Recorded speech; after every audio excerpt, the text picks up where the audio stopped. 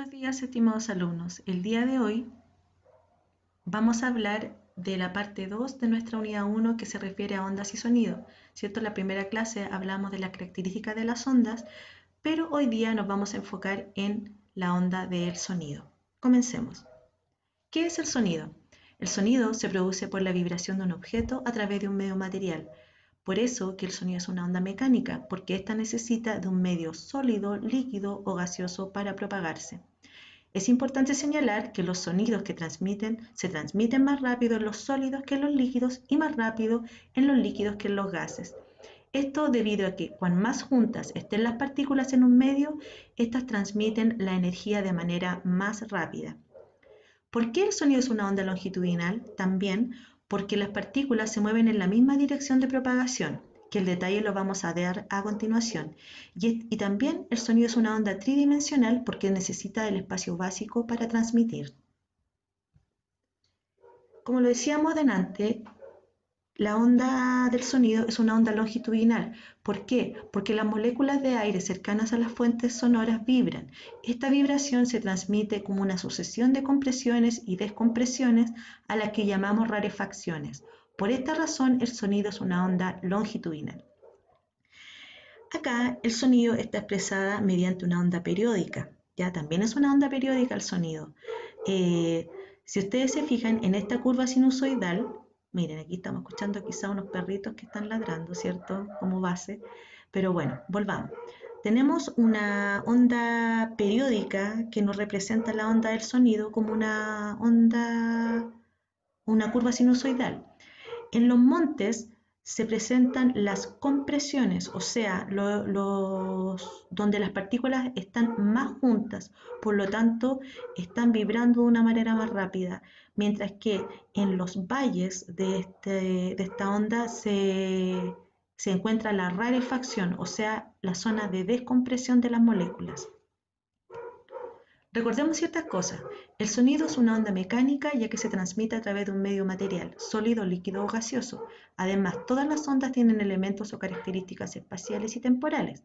Las características espaciales son la amplitud y la longitud de onda, que se miden en metros, y las temporales son el periodo, la frecuencia y la velocidad de onda, o rapidez de propagación de la onda.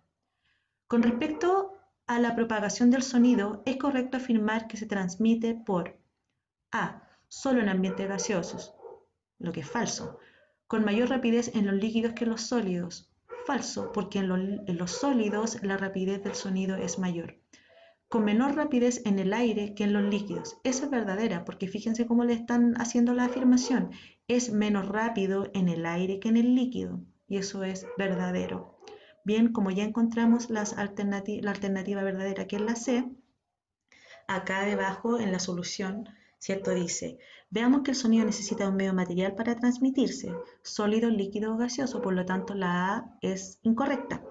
Por otro lado, la frecuencia de un sonido no cambia al pasar de un medio a otro. Por ejemplo, del aire a un líquido no cambia, solo lo hace la longitud de onda y la rapidez de vibración. Bien, eso es súper importante, chiquillos. Recuerden que la frecuencia de vibración nunca cambia al pasar de un estado a otro.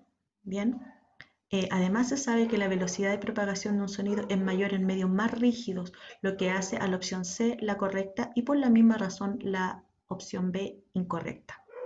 Bien, características del sonido. El sonido tiene tres características que lo identifican. Estas son el tono, la intensidad y el timbre.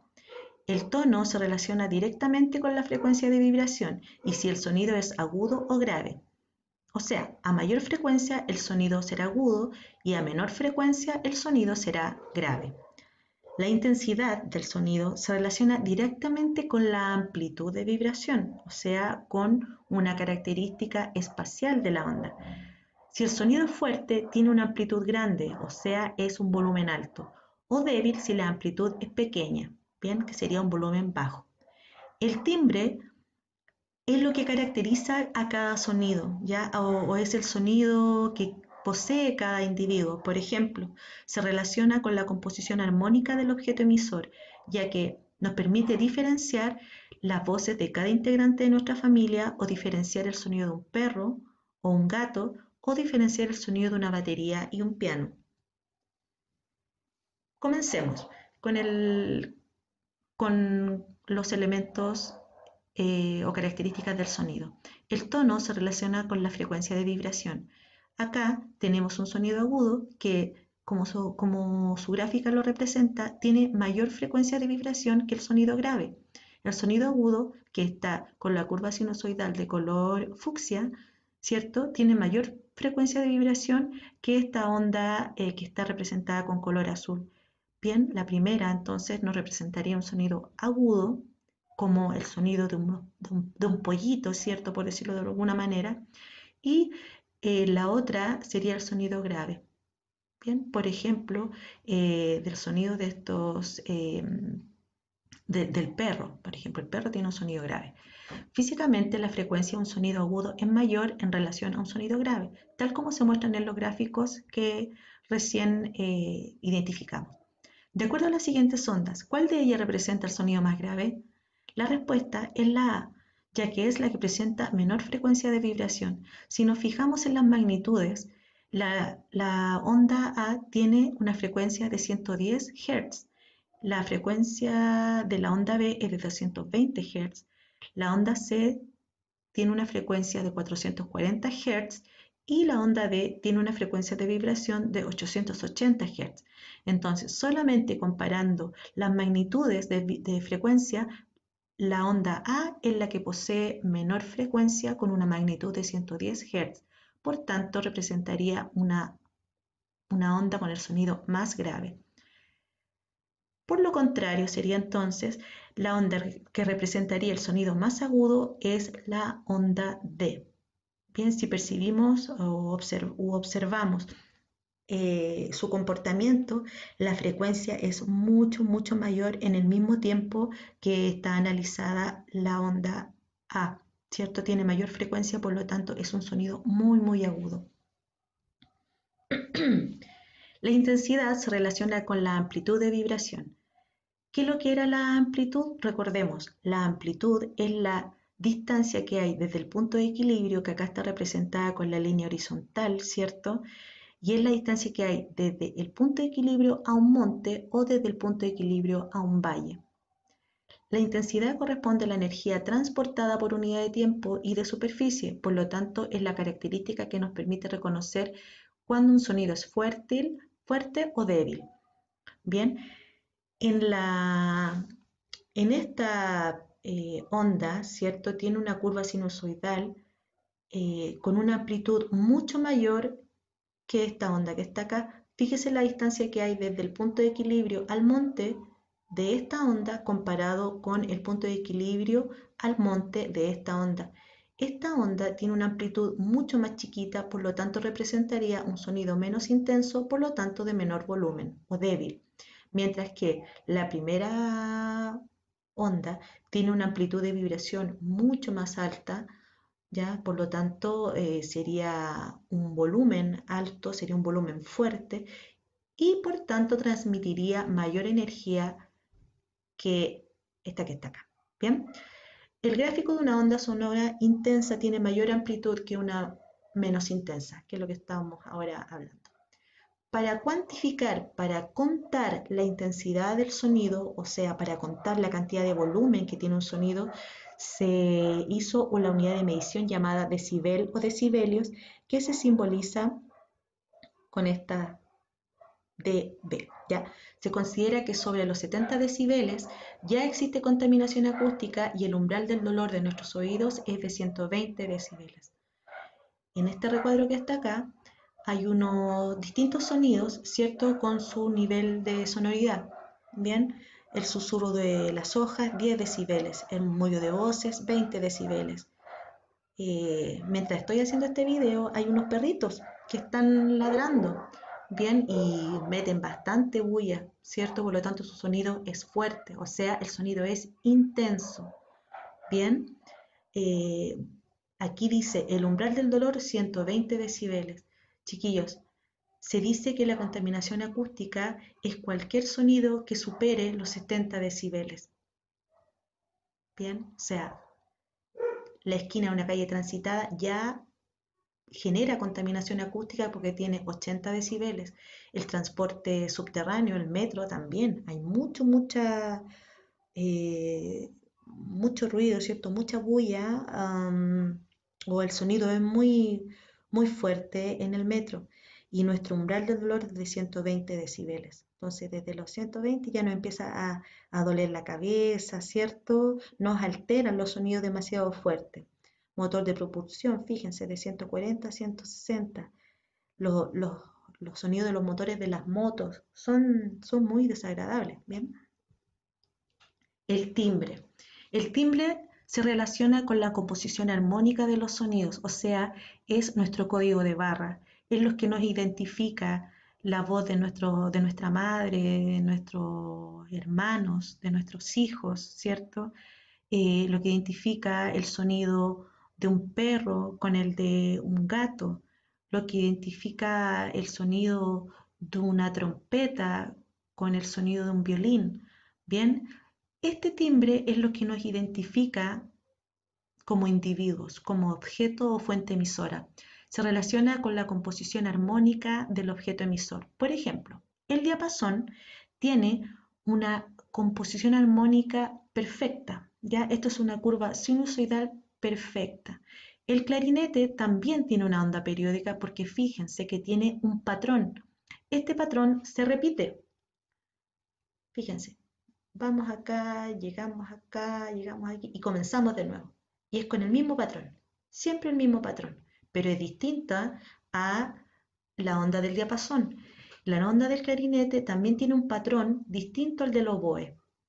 Bien, miren, fíjense. Se repite, o sea, esta es una onda periódica, pero es distinta a esta onda periódica. ¿Por qué? Porque tienen sus timbres distintos.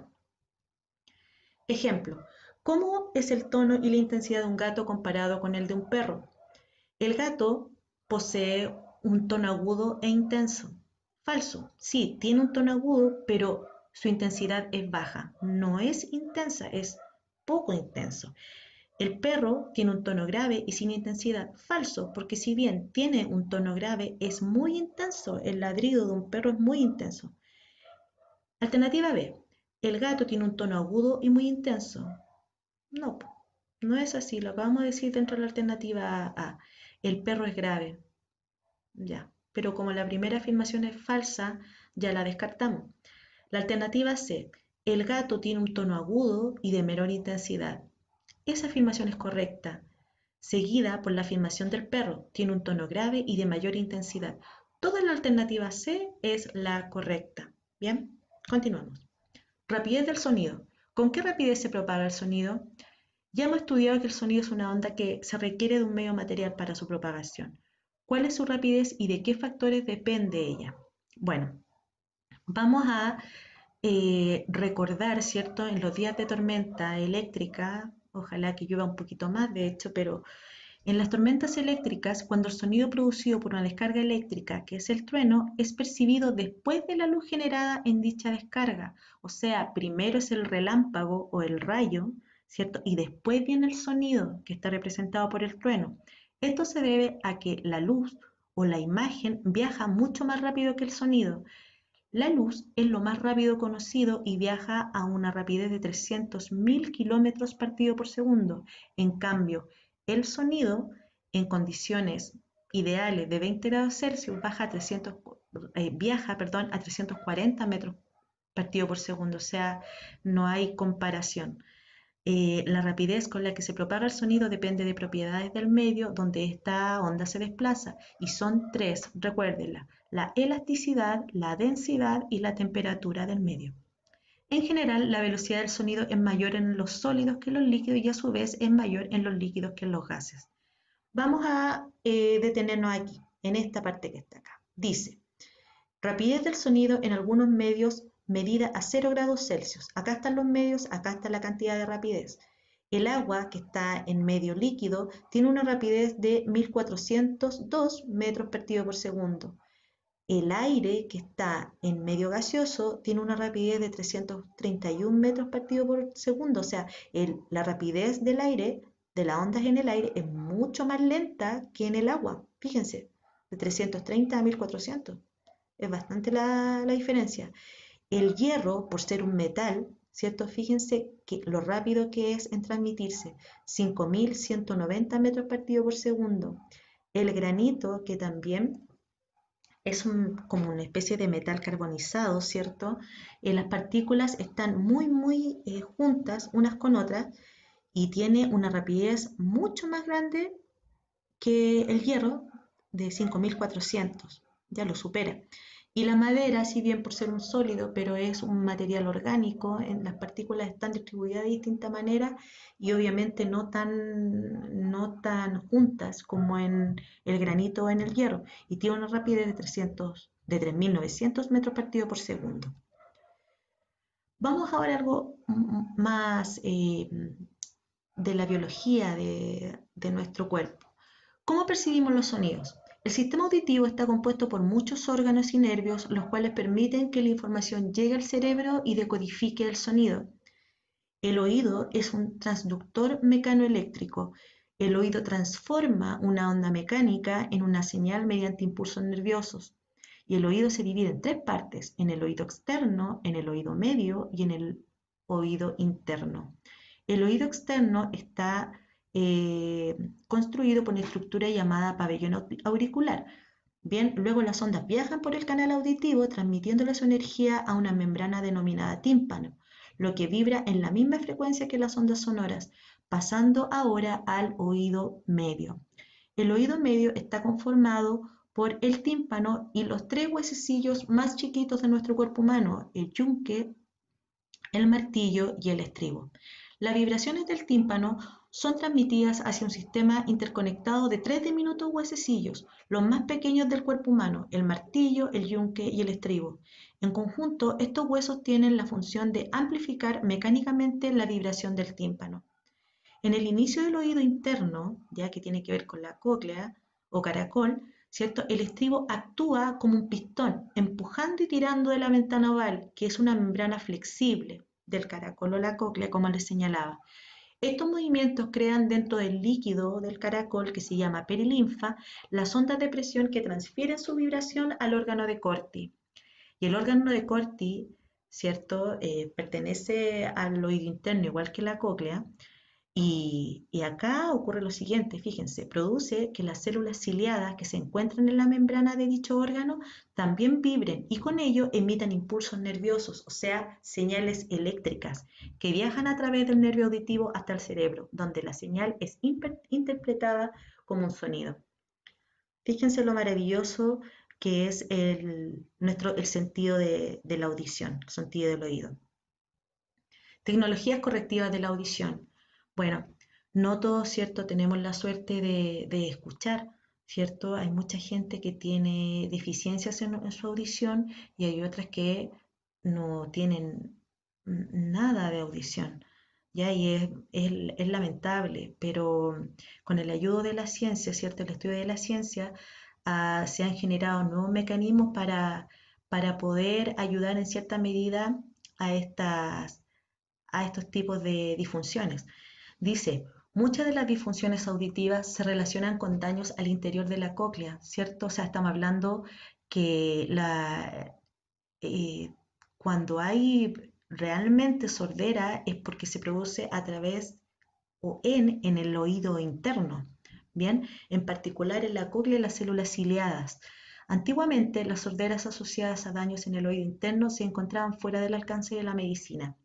Sin embargo, hoy en día es cada vez más usual utilizar un dispositivo que permite corregir este tipo de sorderas, que es el implante coclear. Este sistema electrónico funciona de manera distinta a un audífono que amplifica sobre el sonido. El implante coclear lo que hace es que, bueno, se instala de manera quirúrgica en el cráneo y está conformado por un micrófono que recoge las señales auditivas del entorno. Es un microprocesador y tiene un electrodo que estimula el nervio auditivo enviándoles las señales eléctricas. Para que este dispositivo resulte efectivo, debe ser implantado a edades tempranas, dado que el desarrollo de la audición es un proceso cognitivo asociado al aprendizaje. El espectro sonoro. Bueno, el espectro sonoro es lo que nosotros de repente nos preguntamos: ¿por qué los perros sienten los sismos antes que nosotros? ¿Por qué se ponen a ladrar antes que nosotros?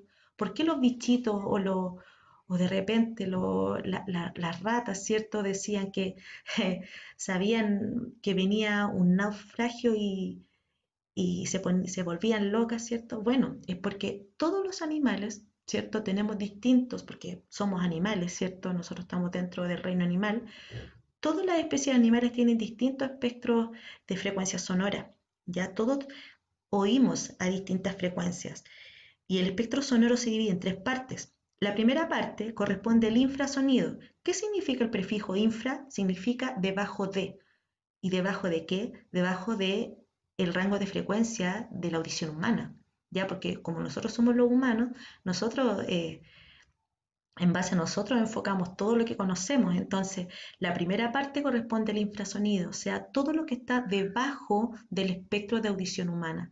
¿Y qué es este rango? Este rango va desde los 0 hercios hasta los 20.000 hercios, o 20, perdón, desde los 0 hertz hasta los 20 hertz o hercios. Luego está el espectro auditivo, o sea, es el rango donde nosotros oímos, que va desde los 20 hertz hasta los 20.000 hertz o 20 kilohertz, si usted quiere. Y sobre este rango de frecuencia está el ultrasonido. ¿Ya? Ultra es sobre algo, sobre de, bien, o sea, sobre el sonido del espectro audible humano. Bien, eh, si hacemos un resumen, ¿cierto? La frecuencia sonora bajo el espectro auditivo humano se conoce como infrasonido.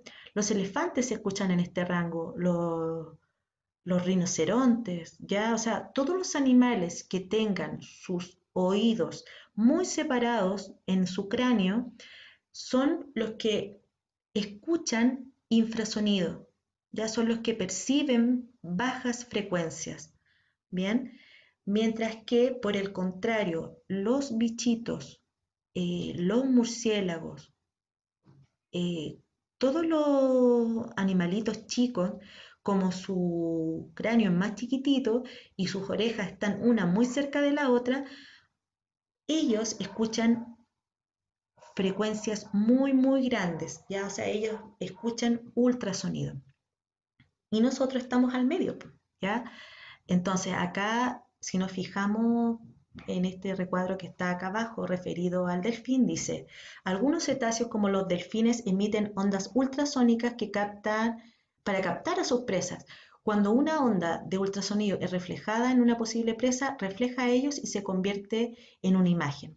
Este sistema es conocido como ecolocalización, que también es usado por los murciélagos. Y acá, en este recuadro, están los rangos auditivos de la especie de animales. El perro escucha desde los 50 Hz hasta los 46.000 Hz.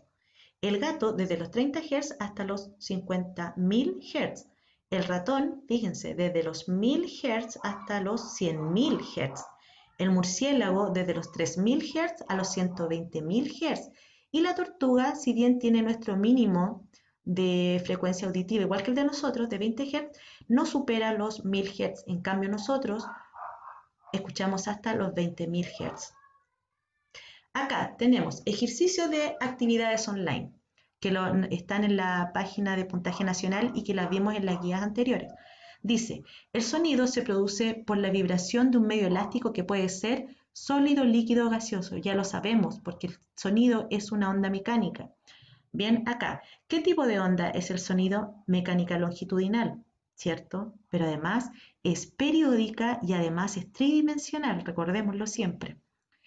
La velocidad de propagación de un sonido en el aire es cercana a los 340 metros partido por segundo.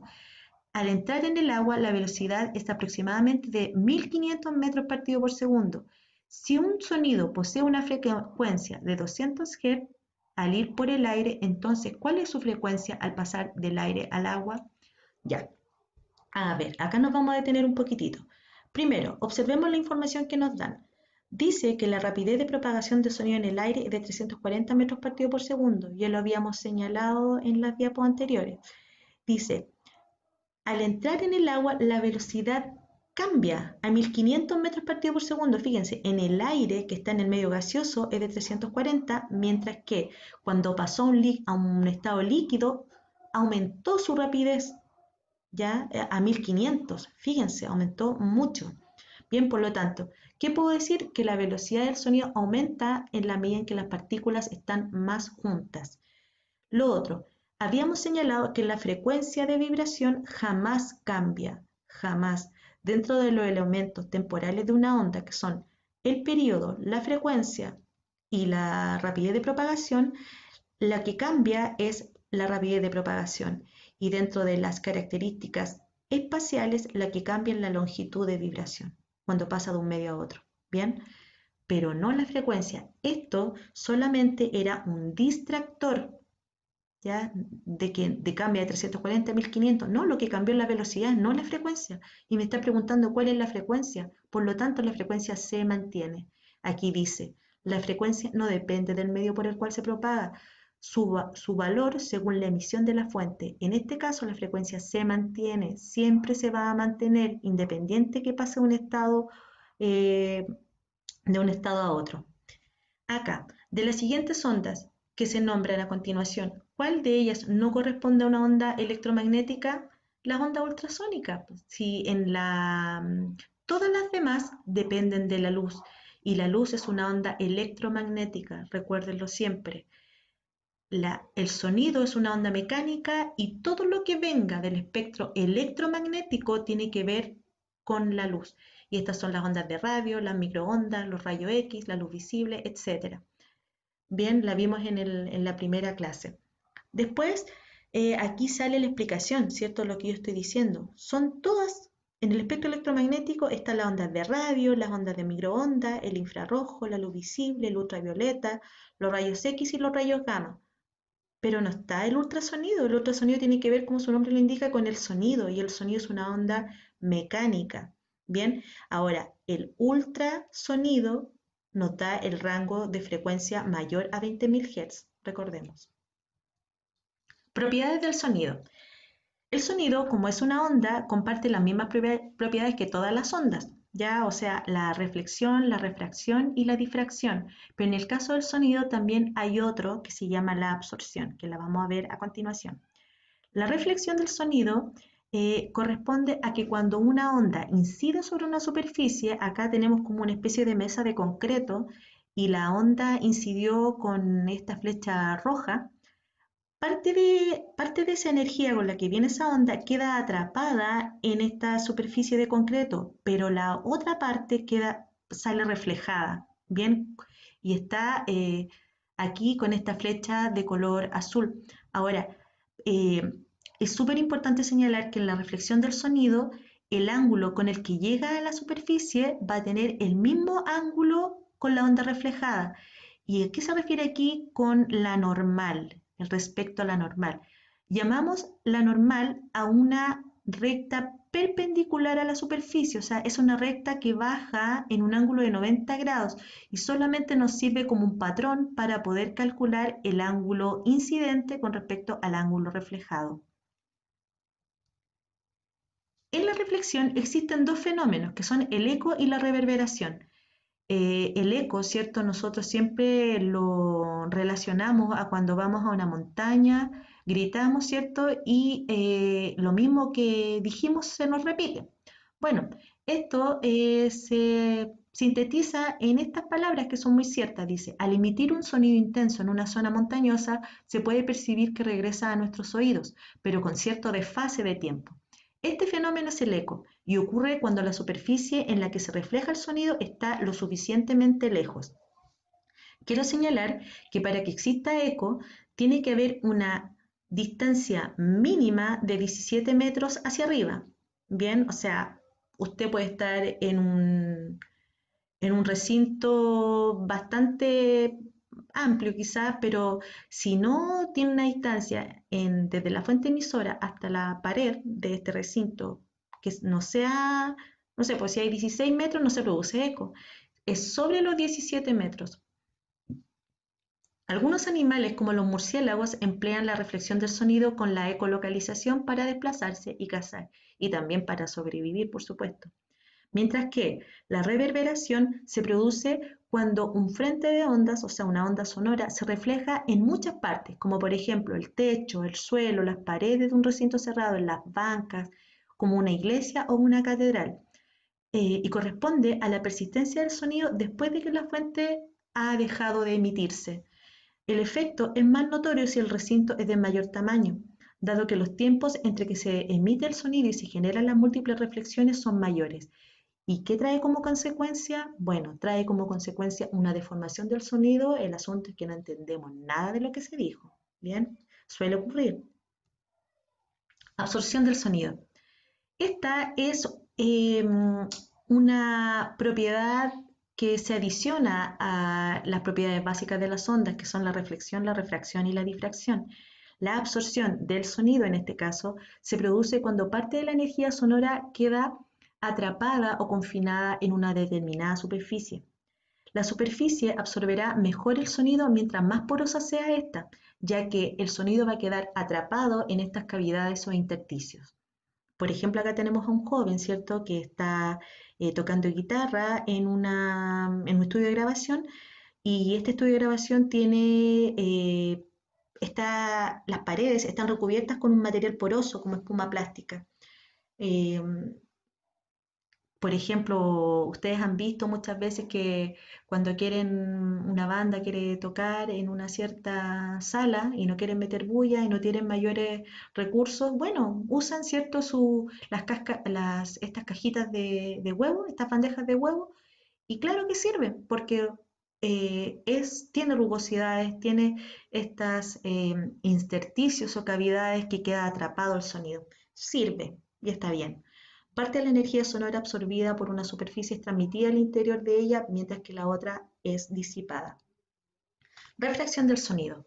La refracción, recuerde que es cuando una onda pasa de un medio a otro de distinta densidad. Ya recordemos que en la refracción existe un cambio en la velocidad de la onda y también en el cambio de su dirección. En el sonido, perdón, la refracción se produce cuando se atraviesa un medio cuya densidad cambia. Acá tenemos dos ejemplos. Por ejemplo, en un día caluroso, el sonido tiende a ascender debido a que el aire cerca de la superficie es más liviano, bien, menos denso. En el día frío, el sonido se desvía hacia abajo debido a que el aire eh, cerca de la superficie es más denso porque tiene menor temperatura, hay más frío. Difracción del sonido. La difracción o difracción de las ondas ocurría cuando una onda pasaba por una abertura, generando que esta onda se dirigiera en distintas direcciones. Cuando una onda sonora atraviesa una pequeña abertura, por ejemplo una puerta o una ventana entreabierta, dicha abertura se constituye en un nuevo foco emisor y desde ahí se propaga en múltiples direcciones. Por ejemplo, acá en este dibujo que está aquí, ¿cierto? Eh, el sonido pasó desde una sala a la otra sala. ¿Por qué? Por la puerta. Bien, entonces se produjo una difracción, por tanto el sonido se propagó en múltiples direcciones. El efecto Doppler. Esto de Doppler se escucha en muchas ocasiones, pero se refiere básicamente a lo que nosotros vamos a plantear ahora. ¿Has notado que cuando un automóvil o un autobús que pasa frente a ti, el sonido emitido por este automóvil o esta carro bomba o esta ambulancia experimenta un cambio de tono de agudo a grave, dependiendo de la distancia que se encuentre respecto a ti? Este fenómeno es perceptible solo cuando una fuente sonora se mueve rápidamente respecto a un receptor y es conocido como efecto Doppler, en honor al físico austriaco Christian Doppler, que vivió desde 1803 hasta 1853. 50 años. Bueno, su vida fue bastante corta. Vamos a lo que nos convoca. Efecto Doppler. Dice, imaginemos que una fuente sonora se encuentra detenida respecto de dos receptores. La frecuencia del sonido que ambos perciben es la misma. Chiquillos, nos vamos a enfocar en este dibujo que está acá. Fíjense que el individuo que está aquí con respecto al individuo que está aquí están a la misma distancia del carro bomba. Fíjense el comportamiento de la frecuencia de onda. Es igual de aquí hacia atrás y de aquí hacia adelante. La frecuencia es la misma. Bien, por lo tanto están los dos escuchando lo mismo. Pero ¿qué pasa? Que cuando este carro bomba comienza a avanzar y se acerca a este individuo de la derecha, la frecuencia se va haciendo más comprimida, ya o sea, aumenta su frecuencia de onda, mientras que esta está disipada, bien, la frecuencia está como más alejada. Y como está más alejada, la frecuencia es menor, por tanto, el tono se vuelve grave, mientras que más cercana la frecuencia se vuelve mayor, por tanto, el sonido es más agudo. En eso consiste el efecto Doppler, que es lo que acá está. Dice, el receptor que ve alejarse la fuente percibirá un tono más grave, mientras que obviamente el que esté más cerca tendrá cierto un sonido mucho más agudo. Este fenómeno es conocido como efecto Doppler. Y acá tenemos a un patito que está, cierto, nadando tranquilamente. Fíjense que en la medida que va avanzando, las ondas están como más juntitas. Bien, entonces aquí hay mayor frecuencia de vibración que en la medida que se va alejando, las ondas se van disipando. Bien, por lo tanto aquí habría un tono agudo, por decirlo de alguna manera, porque la frecuencia es mayor, mientras que acá habría un tono grave, ¿cierto? Porque la frecuencia es menor. Bien. Aplicaciones tecnológicas del sonido. Son muchas. A través de la historia, ¿cierto? La ciencia cada vez va haciendo que nuestra vida sea un poco más llevadera y también aumenta nuestra calidad de vida. A continuación, ¿cierto? Voy a hablar sobre algunos avances tecnológicos. El sonar, ¿cierto? Que es el acrónimo de Sound Navigation and Ranging, es la navegación y el alcance por sonido. Es un dispositivo utilizado en la navegación y exploración submarina. ¿En qué consiste este dispositivo? Bueno, este dispositivo emite ondas sonoras de baja frecuencia, o sea, de infrasonido, y estas son reflejadas principalmente por los objetos que se encuentran bajo el agua, regresando esta onda como, como regresando a la embarcación, ¿cierto? O al submarino en forma de eco. Y con esta información se, se traduce en una imagen. Ya, por ejemplo, aquí esta embarcación aplicó su sonar, ¿cierto? Empezó a chocar con todos los objetos que estaban debajo del mar y finalmente se hicieron una imagen de el fondo submarino. Bien, pero así como nos sirve para muchas cosas el sonar, también ha provocado que la fauna marina sea desfavorecida. Por eso que muchas veces vemos ballenas que están varadas, ¿cierto? Porque ellas también eh, se confunden porque las ondas se traslapan, se producen interferencias de ondas, lo que produce que ellas también se confundan y cambien su curso eh, cotidiano, su curso natural. Los delfines también se confunden y bueno, lamentablemente se provocan estas cosas y ojalá lo podamos cambiar. Bien, ojalá que la tecnología siga aumentando para no afectar a nuestra fauna que es tan importante y que nos hace eh, tan especiales dentro de nuestro sistema solar, ¿cierto? Somos una Tierra, un planeta maravilloso que tiene una cantidad de vida, pero infinita, que todavía no sabemos cuántas especies hay debajo del mar. Ya, o sea, nos falta mucho por conocer. Otras aplicaciones del ultrasonido son las aplicaciones médicas. Las terapias ultrasónicas son ampliamente utilizadas en la medicina. La litotricia es la terapia con ultrasonido y consiste, por ejemplo, en destruir los cálculos que son pequeñas piedras que se depositan o en el riñón, en la vejiga o en la vesícula, que son tan dolorosas, y una forma de destruirlas es mediante esta técnica. Otra forma es utilizada en el tratamiento de afecciones musculares o tendinitis. Acá, por ejemplo, está el doctor aplicando el ultrasonido a la pierna de una persona, ¿cierto? Para evitar estas afecciones musculares o de tendones, etcétera, en fisioterapia.